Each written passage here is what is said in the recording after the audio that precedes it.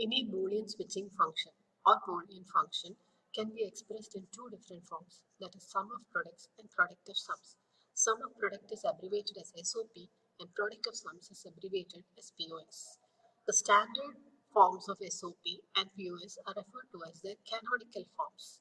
All these we shall see in this class. We begin with the fundamentals, that is the literal. A literal means a Boolean variable in either complemented form or uncomplemented form. A is a Boolean variable. It is present in complemented form and uncomplemented. This is uncomplemented, this is complemented. B is another literal that is present in the uncomplemented and complemented form. These are referred to as literals. In the same way, I can have n number of variables. Instead of a, b, c, etc., I have called it as x1, x2, so on up to xn, n number of variables in the switching function. I can arrange these variables in two different ways. I can form two different terms, that is, min terms and max terms. Suppose I form product terms, that is x1, x2, x3, x4, etc. up to xn.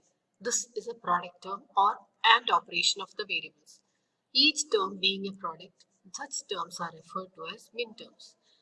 In case of max terms, we form sum or OR operation, that means x1 plus x2 plus x3 plus so on up to xn. These are referred to as max terms. Once again, they need not be in the uncomplemented form. Some of them or all of them might be complemented in either cases.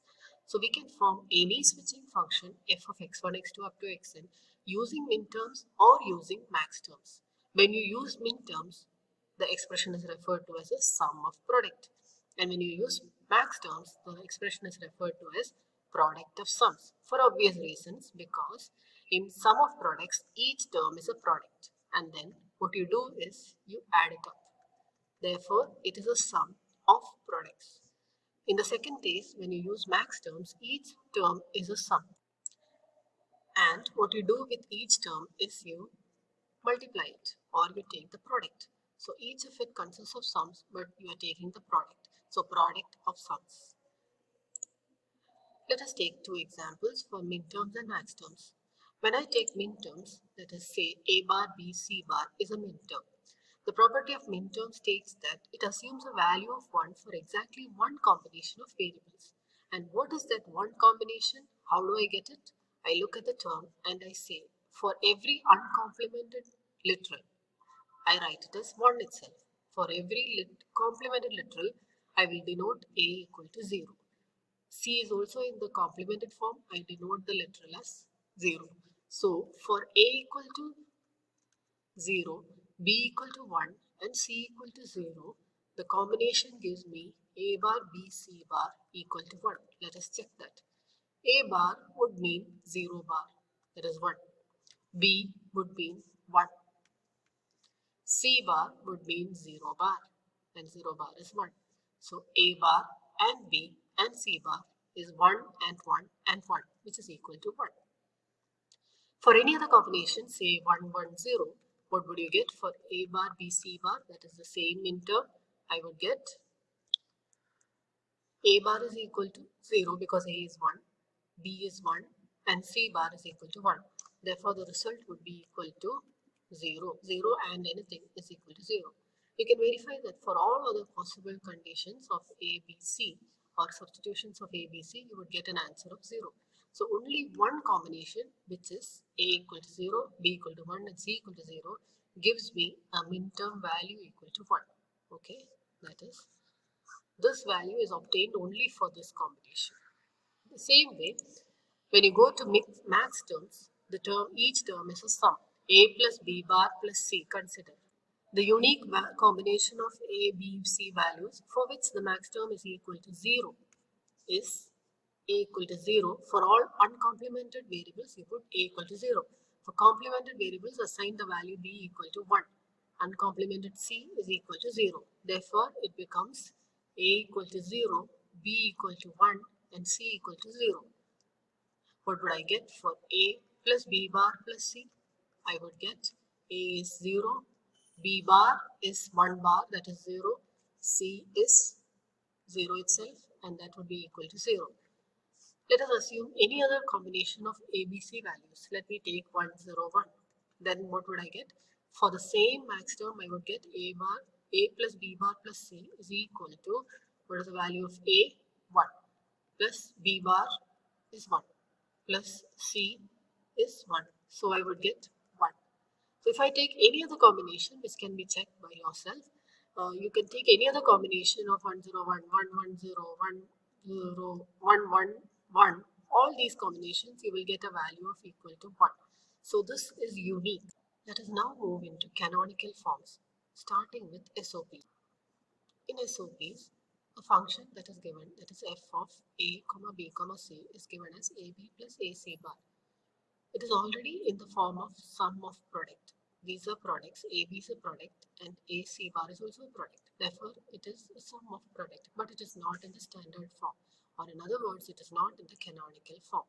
In order to convert it into canonical form, what we have to do is, you write f of ABC is equal to AB. You introduce the missing literal. What is the missing literal in the first min term? In the first min term, C is missing. Therefore, you introduce it as AB and C plus C bar. Now, this does not change the value of the min term. Let me show you why. Because C plus C bar is equal to 1. If I write AB and C plus C bar, it is equal to AB and 1, which is equal to AB itself. Therefore, AB and C plus C bar is equal to AB itself, which means that it does not change the value of min term. In the same manner, I can write AC bar, the missing literal here is B. So I introduce B as AC bar and B plus B bar, which does not change the value of the min term. The reason we introduce the missing literal is because in the standard form, each min term should contain all the literals. Each min term should contain all the literals. Okay. So this becomes AB, you distribute it into the parentheses, it becomes ABC plus ABC bar. AC bar is distributed into the parentheses, it becomes AC bar B plus AC bar B bar. And therefore you get this result. If you look carefully at this, you have used distributive law here. Now, the C bar B, I have written it as BC bar. I have put it the other way around, that is using commutative law.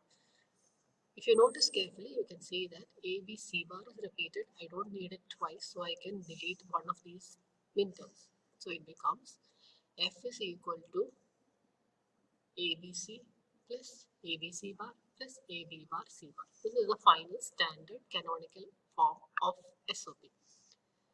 This SOP can also be expressed in this manner using the sigma operator. The sigma notates sum of products. So it is sigma A, B, C. This is also a notation used to show SOPs. Now we see how to do the canonical form of POS. We have seen SOP, next we see POS. POS stands for product of sum. When you take product of sum, if you are given a function f of a, b, c that is equal to a plus b and a plus c bar, you notice that each term, this is a sum term, a plus b, is missing some literal. In the first max term, the missing literal is C. And in the second max term, the missing literal is B. Therefore, when you want to convert it to standard form or canonical form, what you do is f of ABC is equal to A plus B plus the missing term and with its complement, that is CC bar. Why am I adding it with CC bar? CC bar is equal to 0 according to Boolean laws, inverse law.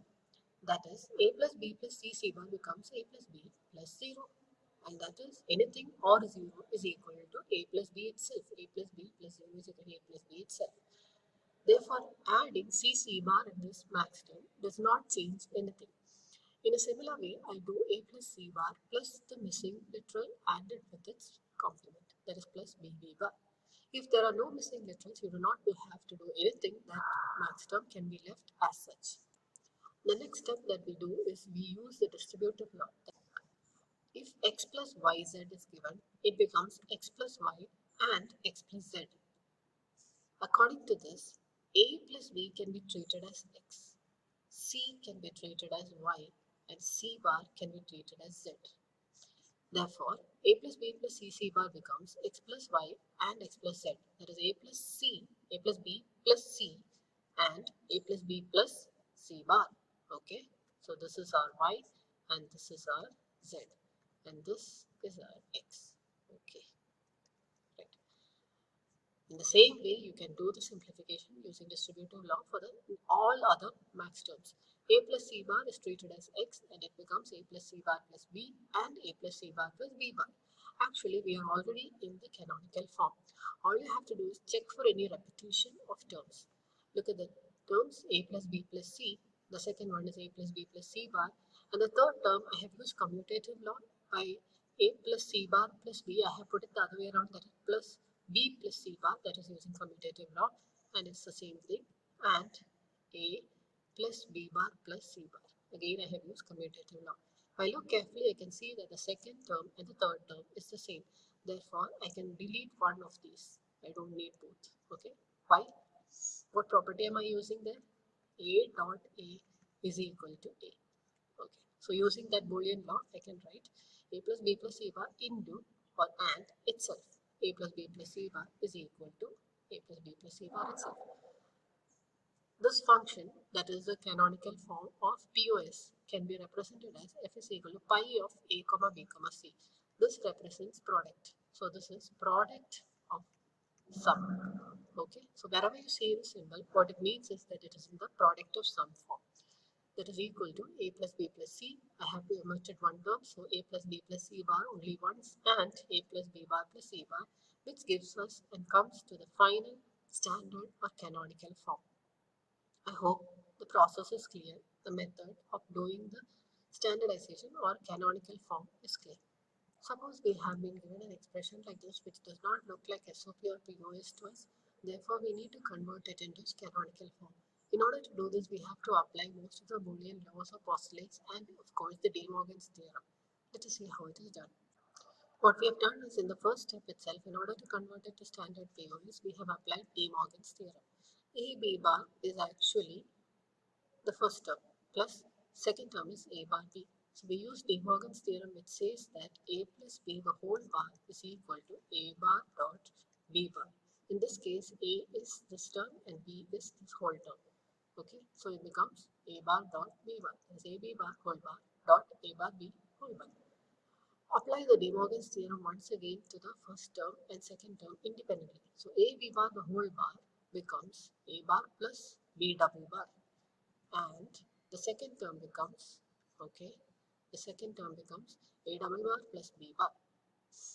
B double bar or a double bar cancels out the bars. That is because if you pass it through a NOT gate twice, you get the answer itself. If you pass it through a NOT gate once, you get a bar. If you pass it through the NOT gate again, you get back a, which is actually equal to a double bar. Okay. So this is a bar plus b and a plus b bar. Now we have obtained the standard POS form. Now that we know how to obtain the standard POS or SOP form, once you have got the POS form, sometimes you would like to obtain the SOP form. We do not have to do the entire simplification process all over again. There is a method to convert POS to SOP or SOP to POS. This we shall see in the next video. Okay. So thank you so much. Bye.